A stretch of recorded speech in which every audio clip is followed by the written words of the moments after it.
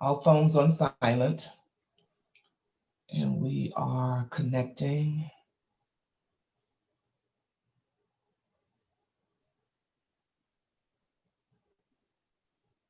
Okay, we're live. Good afternoon, Atlanta. This is WCEG Network. This is Veterans Today. It's Friday, January the 8th, 2021, a new year, and we are back. Herman Anderson, Anthony Aiken, and our guest today will be Eldson McGhee. Let me give you some information as we begin this new year, begin our first program of the year. You can watch us live on your smart TV at WCEG Network. You can also watch us on YouTube. We are your worldwide community empowerment group. We speak life into the community. We are live on Facebook. You also can follow us on Twitter. You can follow us on Instagram. And the continued ways that you can communicate with us is you can at WCEGtalkradio.com, WCEG Network, lyvradio.com/WCEG. And like I said earlier, you can follow us on Facebook. You can follow us on YouTube. And subscription is free to follow us on YouTube. And let me give you one disclaimer. The topics and opinions are those of the show hosts and guests, not WCEG Network. Thank you. And again, I'm Herman Anderson. And I'm Anthony Aiken. Aiken. Co-host is Anthony Aiken. Yep. And we are ready to roll. How you doing, man? First of all, Happy New Year. Happy New Year to you and your family. And it's so good to be back on the air with you. We have quite a few things to talk about. 2020 is gone forever, man, but 2020 left a lot of memories of change. And not only change for us at WCEG Network, but change for the entire country. And I know you join me, Herman, and everyone else in sending out prayers to all of the families that have been affected by the pandemic. I know it's affected my family, and it's taken 3 of my family members, unbeknownst to me, that they even had it. So we're just grateful and thankful, and good to see you, my man. Good to see you. Yeah, I echo your thoughts on the pandemic, and as you say, it has affected my family. Actually, one of my sons had it. It's been a month ago now, so we're thankful that he got through it, and we are moving forward, and we are praying for the worldwide community, and we'll include in our discussion today how the public feel about the vaccines and the whole complex process that we are dealing with. Well, one thing that we can impart to our listeners around the world and the veterans is that science is for real. As a former scientist, now that we're both retired quite a bit, but you got to follow the science. And it's been proven that you must wear your mask and you must wash your hands and have social distancing. Those things are paramount. And if we listen to Dr. Fauci, and before he was ostracized a little bit, he was talking about the science and people not to take advantage of warmer weather and seasonal activities to get involved. He indicated that we would see a surge right after Thanksgiving, and we saw that running into Christmas holidays. He said, don't travel during the Christmas holidays. We had millions to travel. So now we'll see a surge again in January. So what we're trying to say to you veterans out there, it's been proven that wearing a mask and properly washing your hands and social distancing to a degree will help stop the spread of the pandemic. And so we don't have to get back into a complete lockdown of cities like we did, back in 2020. So just follow the science and do the right thing to live. That is correct. And as you say, we have to, even before this happened, we need to talk about the new normal. And Correct. we're going to have to gradually adjust to a new normal. Right.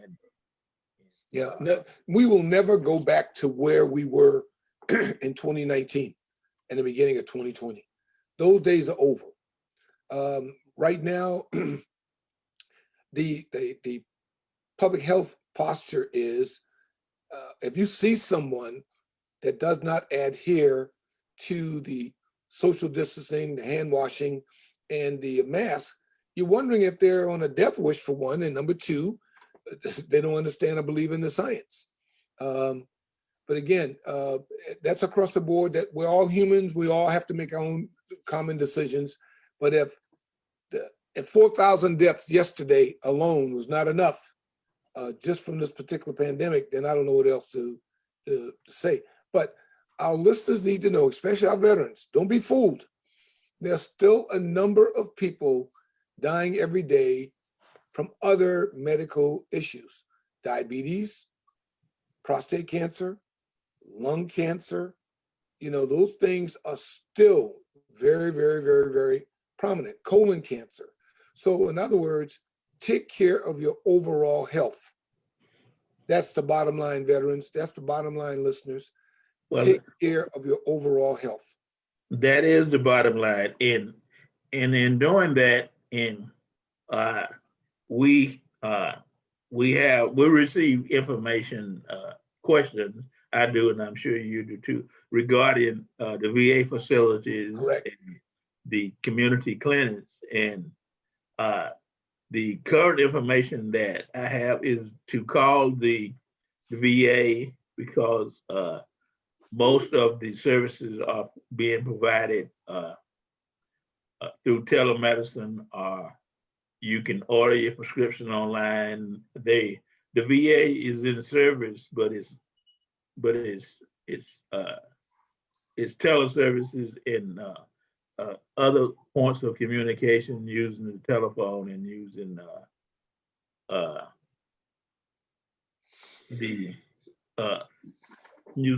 doing visual doctor's appointments. And the VA can also provide you information on order your prescription by mail, using My Healthy Vet.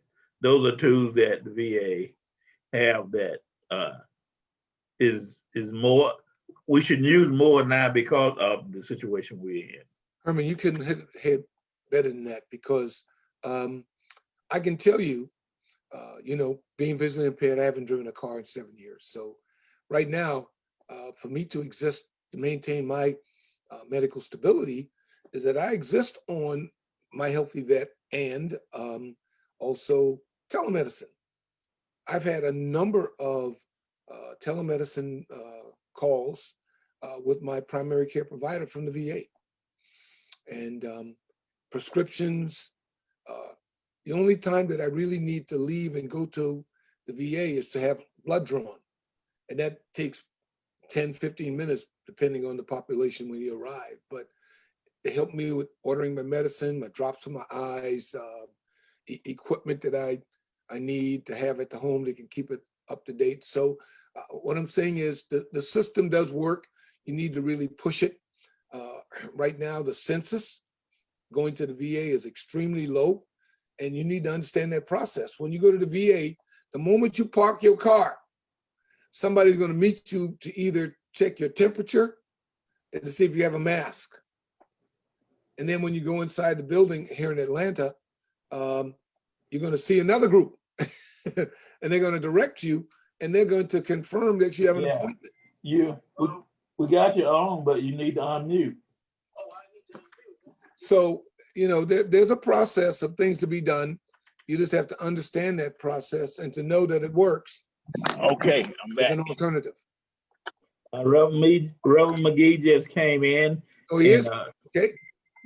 And we'll talk about one more thing, then we'll go with him. But also is as we were talking, since we were talking about the VA, let's talk about the vaccines issue. It's from what I understand, the VA are currently vaccinating people, the workers, the first line workers, and they will let veterans know when it's available to all veterans. Yeah, I agree that is correct. Again, that's going to be an individual choice. But like, you and I are military knuckleheads. It's a line up, we line up. Roll up your sleeve. You're exactly right. So, I'm programmed, I'm ready. I'm already programmed, so I've been prodded, pricked on and everything, and I'm still around. I can recall, and I'm sure you do, when you went to Korea, it was a series of Hep A, B, and C shots. So, hey, line up, yeah. Roll up a sleeve, shut up, and take a shot. Well, that's true. We're gonna move on. But I was telling someone they didn't even use needles; they had guns. You read about that? Yeah, man. I mean, so, they just popped you several times, moved to one spot to the next. Hey, follow the science. I'm taking the shot. Okay, Reverend McGhee. Reverend McGhee is one of our regular guests. And he's a veteran. He's a service officer. He has a lot going on. So, Reverend McGhee, introduce yourself. Thank you, Herman. Colonel Atkins, thank y'all for having me on, brothers. And I thank you for what you're doing. I was running late because I was dealing with one of our fellow veterans, and they had not been in the e-benefits in a while. And I'm gonna tell you the truth, I hadn't either. Went to e-benefit, everything has been moved over to va.gov. Yes, that is correct. So we need to make sure that veterans know they done moved a lot of stuff around. And that's very confusing because it took me 30 minutes to get her verified to go into her own account. I mean, you're experiencing these kind of things that keep veterans discouraged from getting their benefits. So we want to make sure that everybody know that the e-benefits has gone over to .gov, and you need to get with a service officer to make sure you are able to get into your e-benefits, to your .gov, va.gov account, because you got to go through a whole verification process, which means you got to upload your license and your DOD card. So get ready for that, and tell them not to be discouraged. Don't stop. We know that they do this to us every time they get an opportunity to, and we just need to make sure we're keeping each other up on top of this. Well, so just a quick comment on that. I decided to check mine. I don't know why I did it on a Sunday night, and I had to go through all of that. And you talk about being frustrated. I was frustrated. Y'all gotta keep this music in mind. Ain't no stopping us now. So you gotta continue on. I know that's why it shows the value of having a veteran service officer like Pastor McGhee, because of the frustration. And since he understands and knows the system, a person like him is extremely valuable to a veteran. So I salute you there, Pastor McGhee, and what you did and what you're doing, because it can be very, very, very, very, very frustrating trying to deal with that system. Yes, and especially in my generation when, we just start turning on computers, and that can be a big turnoff. So, we just want to encourage, especially the Vietnam era veterans or the, seniors that are not all that computer savvy, to get with somebody that can help them through it, or it would be so frustrating. You'll leave it alone, and we don't want you to leave it alone. Yeah, it is important today, I think, to every veteran that I know of. What we just witnessed in DC should be concerning. It really should be concerning, and we above all other segments of our society are prepared to deal with whatever. And whatever now is time for us to talk about how we can all get along. And we need to heal this nation, and especially veterans. We need to come together and start dealing with the underlying issues that we see that's destroying our democracy. You know, we need to, because I mean, I got a purple heart for this democracy. So I'm Yeah. not just willing to walk away from it and let it be destroyed. But you know, so we have to think about our role as veterans in this ongoing crisis, not just the pandemic, but the underlying other issues that the pandemic has exposed to us. We watched lawlessness take place, and the law allowed the lawbreakers to walk away without accountability. Yes. That's something that we, you know, that has to be addressed. It has to be dealt with, or it undermines the very faith-based needs of our society itself. You know, if we start losing faith and confidence in the system, we gonna act up every time we don't have our way. Then we are no more than the small countries with dictators, and we need not go there. So I just want to say, I want to ask our veterans not to stand up and pray, stand up to this to what we got to stand up to, and keep praying and believing that what our service meant something. It really meant something to have served for this country and what it means. We know it's not perfect, but we can work on things to make them better. And that's what we need to do. We don't need to destroy the democracy. We don't need to destroy America for all of us to get along. We need to. We in the military know that we can do that better than anybody else. And we can do it good, because you look at the military today, it's the best functioning unit in our society. And these young men from all demographics, from all racial groups, all across our community are working together and keeping this nation safe. You know, we don't need to infuse the system with all kind of doubt and disruptions that make them feel like their service is not meaningful. So I just wanted to throw that out before we got into the discussion about the Sons of Atlanta and what that means to this issue and this time. It represents something that I don't think a lot of us as veterans, especially during the Vietnam era, really considered what we were doing. We were actually integrating the U.S. military when people were still fighting for integration in the greater community. And we learned a lot. We learned that we are all one, and that we can all live together, we can learn together, and we can serve together. And we can have a better outcome if we do that together.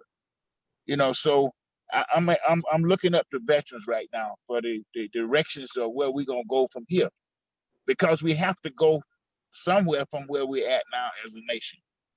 And this is, and I think it's our service that should be the guidepost right now, because we know how to get along with each other. We know that you can't just judge a person by the color of their skin. You have to look at their character. And being in the military, it gave us an opportunity to look at each other's character and be able to depend on each other and trust each other, you know, and work together and do what we need to do for our cause. So I'm just calling out to veterans to pray and to stand up. You know, don't you know, cow down. Don't join in the disruption. You know, be there to make a difference. Well, you know, those comments are so apropos in regards to that. You know, all of us are Vietnam era veterans and served, and our thing in the military was always to come home Mm-hmm. and to develop a cohort unit. That means that I got your back and you got mine. So if we're in training in the field, digging a foxhole, doesn't matter if you're black or white. You're in that foxhole to live. That foxhole was dug for you to see tomorrow. Mm-hmm. So I agree with you about the military taking a point. We were forced to work together as a unit. And for those individuals that did not comply, they were immediately replaced with someone that could. So Amen. one team, one mission. That has One mission. always been my anthem. One team, one mission. And if we don't get back on this racial divide, eliminate this racial divide, yes, Wednesday was a clear example of how it is just below the surface. Mhm. All it takes is one incident or one aggravated situation that was put out by number 45 to motivate that small population. It's not a large number, but there were a lot of people out there as a scene gathering more than participating. But for those that were lawless, they should be prosecuted to the fullest extent of the law. There should not be any double standards because of those that feel privileged. Privilege. We are one nation. One nation. Regardless of your ethnicity, we Yes. are one.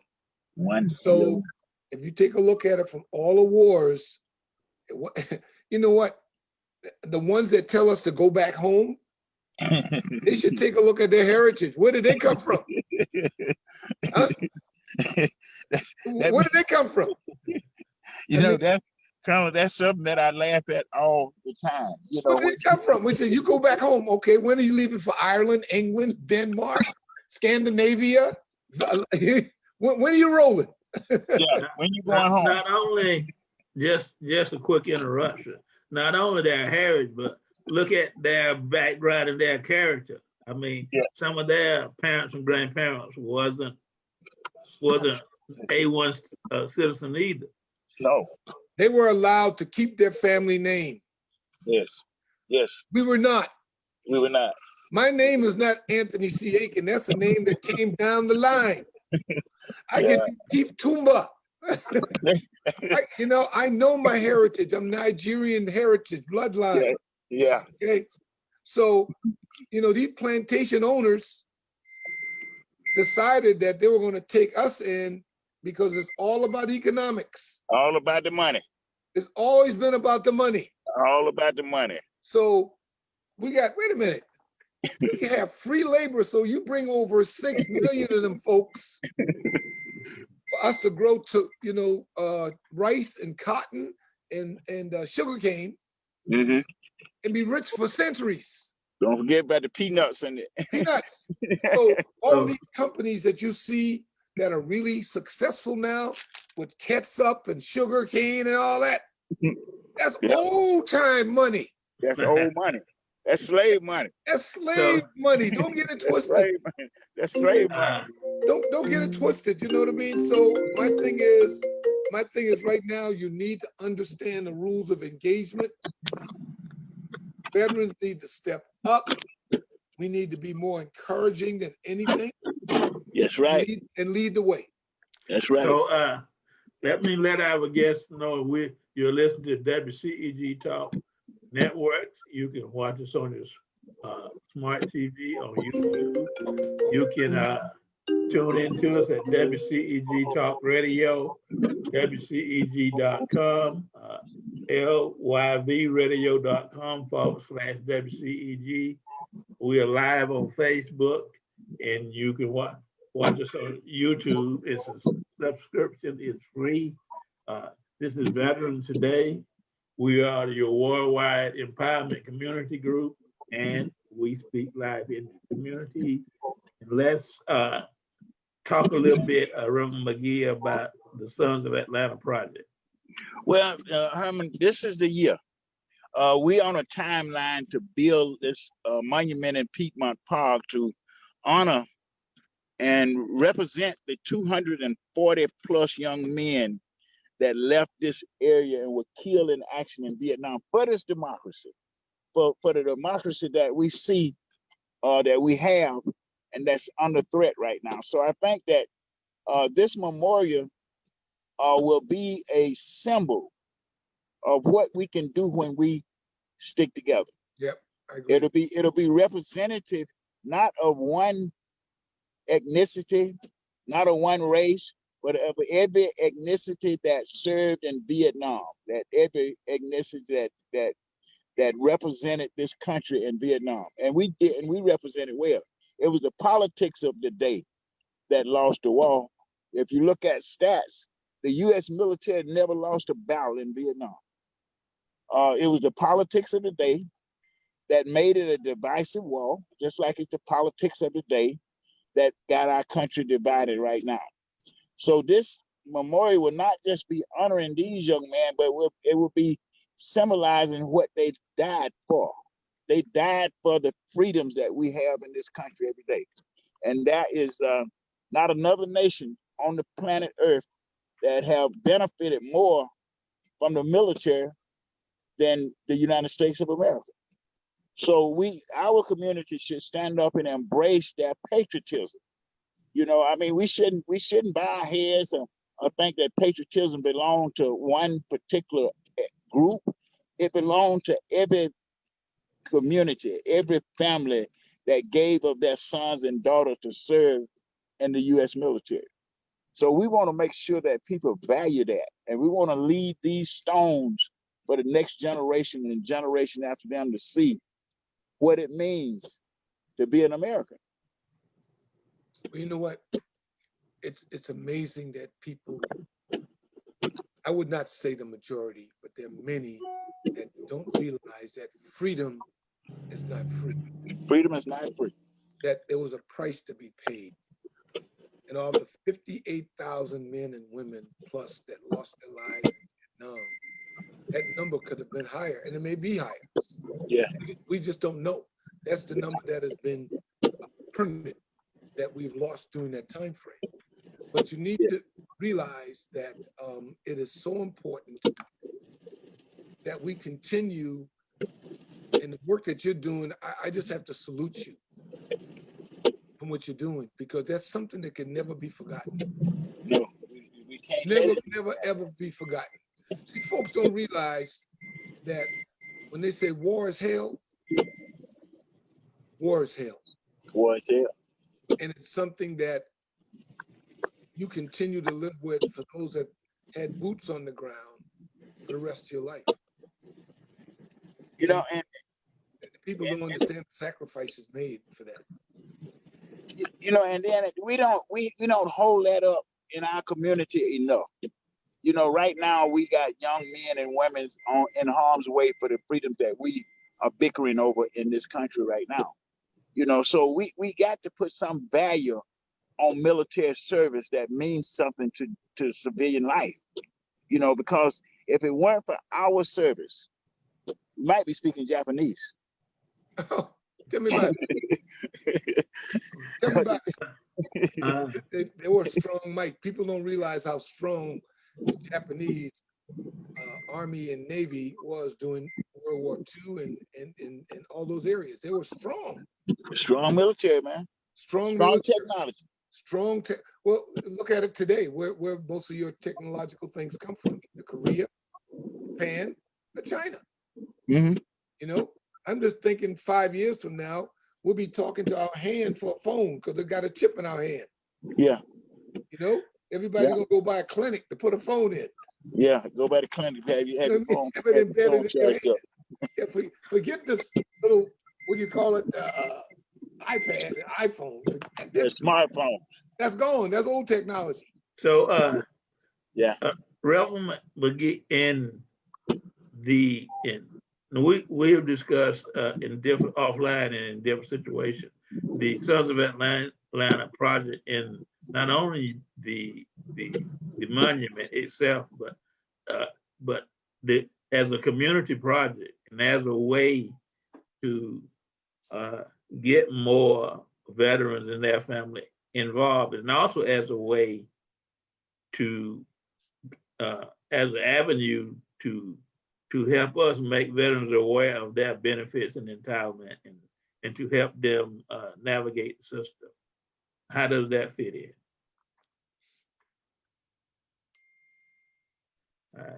I think we lost him. Yeah, we lost him. Let's see, maybe he's muted. I don't know. But until he comes back on, I think it's extremely admirable for his desire to see it through. I can recall a couple of years ago when this idea was presented. He presented it to the Commission on Veteran Affairs for the City of Atlanta. And, you know, so See, I salute Pastor McGhee. Are you back? now in these community centers, we plan to give veterans a place to volunteer in that community every day, and to make sure that not only the veteran knows about their benefit, but their family knows about the benefits that they've earned. Because I've watched too many veterans whose disability had overcame them to the point that they were not competent to help themselves. The family have to be educated. You know, the community has to be educated about veteran benefits. You'll be surprised how many homeless homeless people are veterans, and they are veterans. They are homeless because they are suffering from some condition that stem from their service. You know, so the community has to be uplifted and educated in a way that gonna make a real difference in the community, and to bring that money to the community for development in the community. The veteran benefit package is a stepping stone for economic and social change in our community. We need to make sure that every veteran and every surviving spouse are getting those benefits, and they understand why they're there. Yeah, they really need to know that and understand it. I'm amazed even in 2020 and 2021 when I've talked to some veterans that they feel as though that you know, if they get benefits that they're taking something from the system. And I'm like, hello, wake up. Did you serve? You were offered a blank check when you got out, which meant that while you were in, you gave your all. It's just like playing sports. You win the game in the fourth quarter. You know, you want to make sure that you put your foot on that guy's neck. So when the third, fourth quarter comes around, he wants you to hurry up and get that foot off his neck. So you serve with honor, integrity, dignity, hard work in the field. See, MREs, well, I was about to say C-Ration because we way back then, but you've done all of that. And when you went into the military, you had one sheet of paper saying, he's ready to go. Uncle Sam needs and wants you. But when you got out, it's like that. It's a book. It's a book, maybe volume 2. So you need to be compensated for that because you gave your all for the freedom that we enjoy every day. Well, no, Anthony, we've discussed this as ongoing as part of our program, is that veterans are entitled to the benefit. We paid our dues. So what we have found out is a lot of veterans, once we were discharged, whether we spent 4 years in their career, does not focus on their benefits and entitlement in sometime, not ever, but sometime until later in life.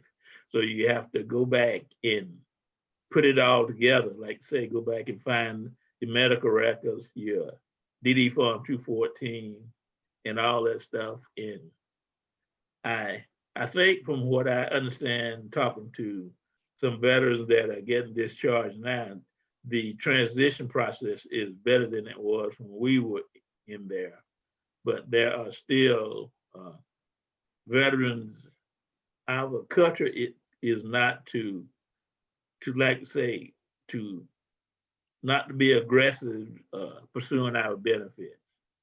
Well, let's look at it this way. The 20th of January, we're going to have a new administration. Everybody in the world is looking forward to this new administration. The incoming administration indicated that the veteran will be truly recognized. So they're on the clock as far as I'm concerned. Number 2, let's get some stability at the cabinet level. We're going to have a new veteran chief coming in, male or female. I've heard a name. But whoever that person comes in, that they're going to give that person the tools in the toolbox to be successful. Now, what are the tools? Resources, money. getting money increases staff, increases services, giving the veterans the opportunity to be treated either inpatient or outpatient wise to service those individuals for the service that they've given to our country. So it's going to be very, very, very important that we watch very closely in the first 100 days of President Biden, that he puts in the right people to do the right things to help those that have served. We waffled the last 4 years under 3 or maybe 4 different VA chiefs. There's a problem, which means the veteran's not taken very seriously. Herman stated almost 2 years ago, let's take a look. How many veterans, no, how many in the military protect this entire country, Herman? What's that percentage? 1% or less. 1% or less. So you do the math. The number that are sacrificing for the good, for those that are doing, regardless if you're a volunteer, you raise your hand. You raise your hand for a commitment to serve, and they've done that. If a US congressman or representative can work for 4 years and receive full benefits, not 50%, full benefits for pay and full medical, why can't we do that for those that put on the boots, have the rucksack, jump out of airplanes, swim in the river, fire weapons for our freedom? And while we're talking about that, we aid our listeners and our veterans because as you start to navigate this process for your benefits, you need your DD 214, your medical records, and all of the documentation that Anthony mentioned when you get discharged. Now, let me add this in, Herman. You need more than your DD 214 when you getting ready to do a claim. Right. Go ahead. Most of the DD 214 basically is a summary of your military records. You need your 201 file really to see what was your assignments, what were your awards, what was your duties, because see, some MOSs can determine whether you are eligible for certain kind of benefits, like for hearing loss. If you were around the big guns, automatically that MOS qualifies you for consideration for hearing loss. So you need your military records. You really need your military records. The DD 214 is good for limited other purposes, but for when you get ready to file a claim, you need to look into your military service records. And that 201 file is the one notebook in your records that gives you the data that you will need to make sure that you are filing a well-grounded claim. Let me ask you this. Do most veterans know doing out processing that there is a 201 file? That's the first time I've heard of that. No, all you gotta do is look in your records and you'll see it. It's a 201 file. It's in your military records. 201 file. That's great news. 201 file. What you'll see on there is your assignments, your training, all of the stuff that you can't put on a DD 214. So a veteran can get that when he's out processing? When you're coming out of the military, you can get that's part of your military records. So let's talk a little bit about the process. So starting, say someone getting discharged today should get as part of that record, that 201 file. You want your full military records. Now I'm gonna tell you how they're constructed. They're constructed on every level of that you are attached to. Now you in a company, you in a brigade, you in a battalion. All of those different levels of military, and know this, they keep different sets of records. Yeah, they do.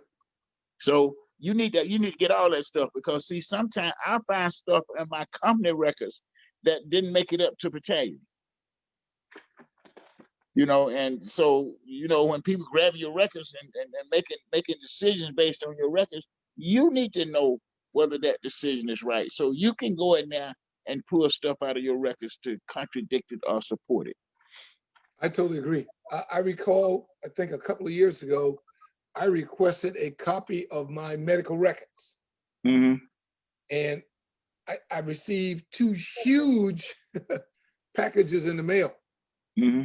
of all my records. I'm going to go through that this weekend Yeah. because I think that's valuable information. Yeah, Extremely and valuable. once your medical records are a separate part of your, your DOD files. But that 201 is like a notebook. They put everything that you did, your training, your promotions, your specialties, your assignments. Because you look on a lot of guys DD 214, they don't have any indication that what overseas duty they had. It's not on a lot of DD 214. It all depends on who is filling out that DD 214. That is so true. So you need to go deeper. Mm-hmm. Reverend McGhee, most veteran service officers is not. They're good service officers. They're skilled service officers, but some of the knowledge that you're giving us today is beyond that. So how does someone that's beginning the system, what kind of checklist should they have to know? I tell you what, I do VA claim clinic once a month. Now, what we're gonna start doing next month is we're gonna do it on Google Meet. That would give people the opportunity to come into the clinic. And the things that I do, I teach you how to start developing your claim from A to Z. You need to know how to do that. So the more you know, the better your chances are at getting your benefits. You might hear me say, I don't file no claim, I can't win. That's because I do my research. I do my stuff before I file a claim. I know when I file a claim whether I got a winning claim or whether I'm BSing. And I don't BS, so I don't file claims for on that style. I just tell the veteran you don't have enough evidence to file a claim that I believe you can win. So I'm not gonna mess up your chances of filing something and you ain't got the information to support it.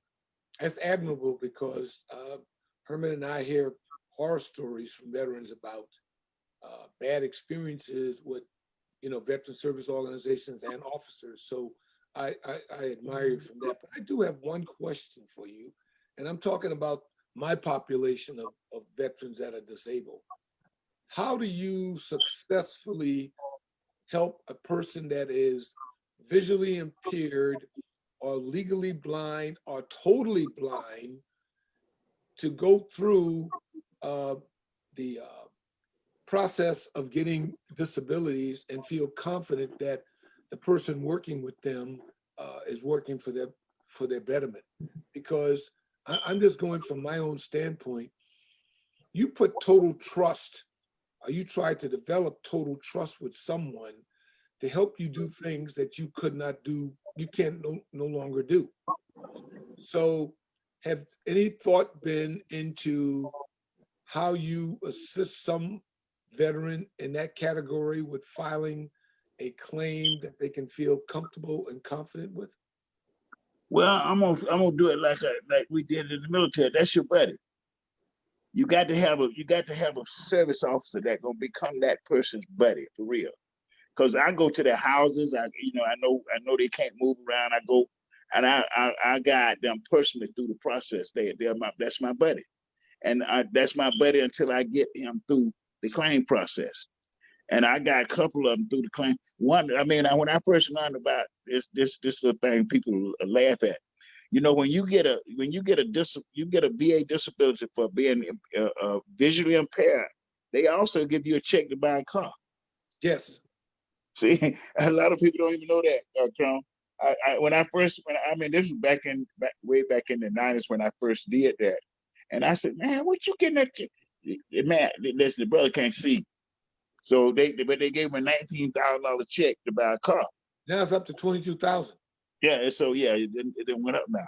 But you know, so it's all kind of stuff that people don't know about the claim process, and they ain't gonna get to know it because if you got a service officer that's so busy that they ain't got time to help you, then you need to go find you another service officer, or you need to try to learn the service system yourself, because that person is not going to be of much help to you, because they'll file something. A lot of I heard people say, let's throw something up there and hope it stick. I don't do people like that. I don't do that. That's called understanding the rules of engagement, like we said in the military. You know, we always operated on the, I don't know about the Air Force guys. I'm just saying about the Army guys now. But the Army guys, I don't know nothing about the Air Force guys. They were doing steak while we were doing sea rights and so. Well, okay. But you know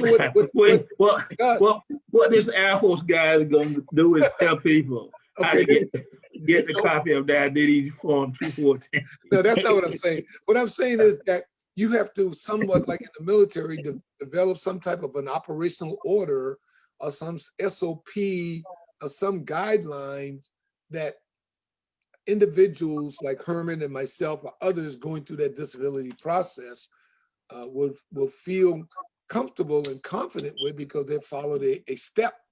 And like, you know, and that's why I always enjoyed operational orders, because it always had a B. I don't care what it is. You always have to be. Well, Anthony, actually, no, we are taking, we are trying to do that, because as we put out information to our members about how to benefits and entitlement, and part of Reverend McGhee's discussion is preparation to file a claim. Correct. So all of what you're saying is we are trying to do it, but that, in my opinion, there's not enough veteran organization doing this for veterans. Correct. Yeah. I agree with you 100% on that. Or as dedicated as a Pastor McGhee, because he said, I'm not going to throw somebody's packet up on the wall and see if it sticks. And he also has enough intestinal fortitude and courage to say, Herman Anderson and Anthony Aiken, your program, your packet is not suitable and you'll be unsuccessful. And that builds up anger, distrust, all kinds of paraphernalia, all kinds of stuff against that veteran service officer, and who's basically telling them the truth. So you really need to get your materials together, all your records. I don't care if it's outside physician or whatever, and then follow through. Follow through. And follow through. It's on you. I mean, that veteran service officer can only do so much, but it's on you to develop the foundation. And what is that foundation? Information, materials, lab reports, medical reports, doctor's reports, everything that you need to verify what you're going through. And letters from your family and people that know what you're going through. Exactly right. You know, build your case. You know, build your case. Build your case. Because, you know, when they don't know you as a person, they know you as a number. You are one of thousands in the United States that are trying to get benefits. So you are Social Security number 1, 2, 3, 4, 5, 6, 7, 8, 9. Yeah, you got a VA claim number. That's all you are. And when you call them on the phone for anything, and when you call a VA, the first thing they ask you, what is your last four? What is your last four? You know, so you represent a number. So what I'm trying to say, if you want to be known, you got to be involved. Yeah. You got to call them. You got to talk to them. Let me let our listeners know, particularly the crisis number. So there's a lot of, in today's environment, we are in a situation where it is good to have it. The National Suicide Prevention number is 1-800-273-8255. And that is also the Veteran Crisis Line. It's 1-800-273-8255. And you can actually text the crisis line at 838-255. That's 838-255. And the National Domestic Violence Hotline is 1-800-787-3224. 1-800-787-3224. And the homeless hotline is 1-877-424-3838. That's 1-877-424-3838. You know what? There's one bit of news I think I need to let our listeners know, because I'm going through it myself, and Pastor McGhee, being a veteran service officer, knows this and understands this.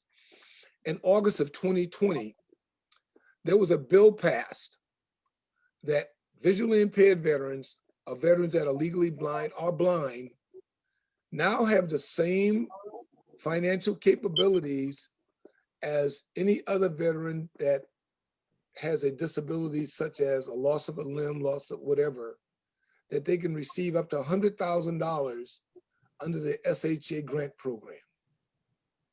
That is stunning.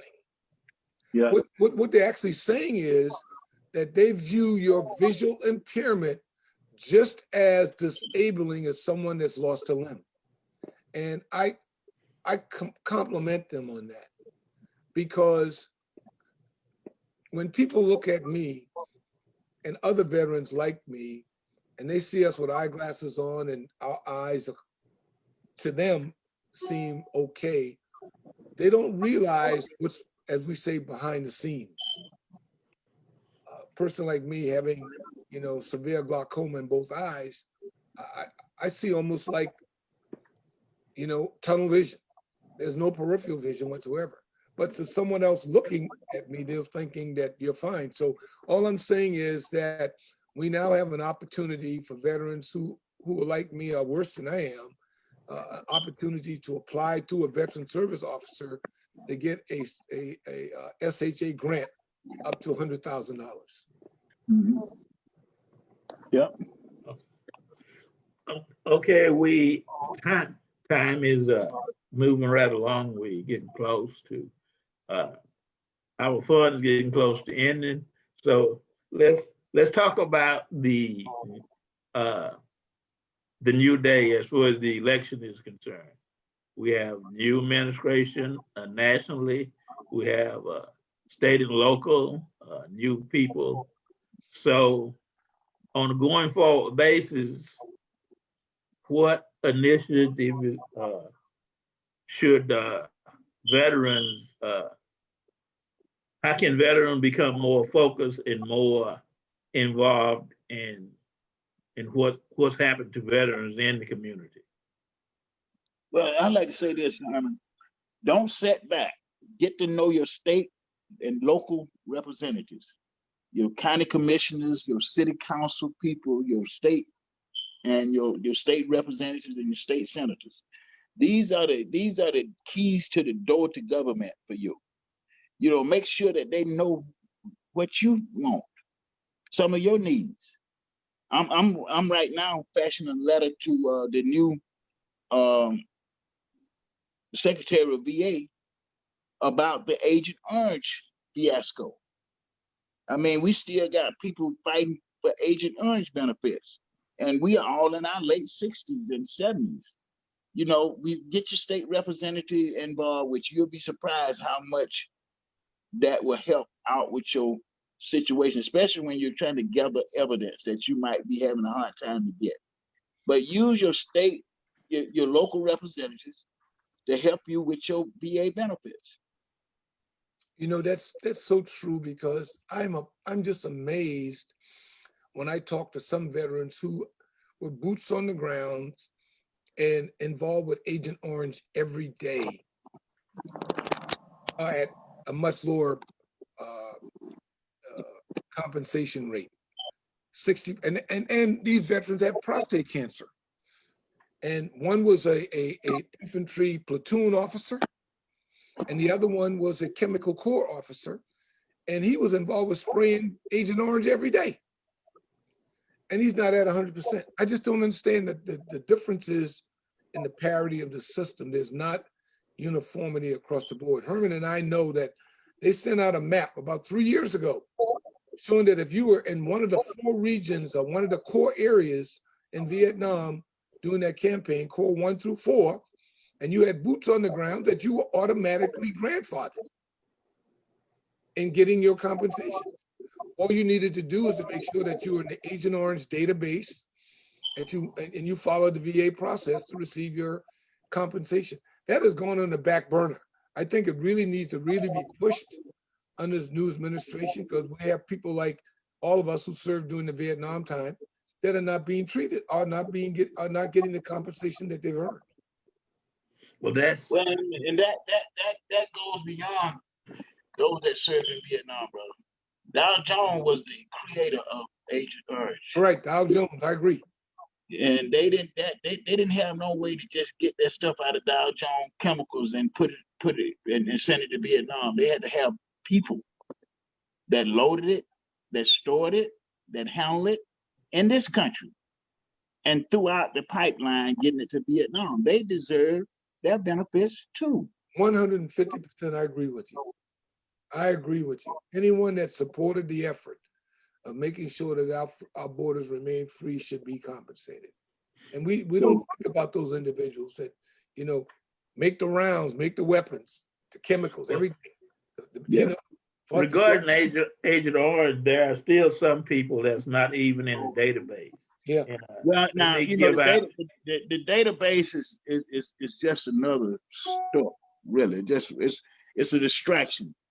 Because I mean, you know, I was not in the database. A lot of you don't necessarily have to be in the database that to get your benefits from Agent Orange. That just something that they came up with at VA to sort of track and test and all that kind of stuff, which is not really effective. Another matrix. Another matrix. Another matrix. What I'm talking about is actual places where we know this stuff was handled. In Augusta, Georgia, at Lexington Air Force Base.